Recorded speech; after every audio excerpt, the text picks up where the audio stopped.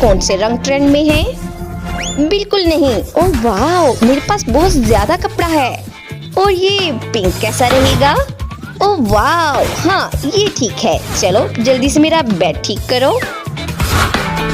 ओह कितना खूबसूरत लग रहा है, मैं यहाँ आराम से सो सकती हूँ। और मेरे पास बहुत ज्यादा रंगीन कपड़ा है। ओह वाह, मेरे पास एक आइडिया है। मैं हर रंग के टुकड़े काटूंगी और इन्हें अच्छे से आपस में जोड़ दूंगी। वाव, इस तरह। और अब ये तैयार है। ओह वाव, मैंने कितना खूबसूरत रंगीन कपड़ा बनाया है। ये कितना खूबसूरत लग रहा है।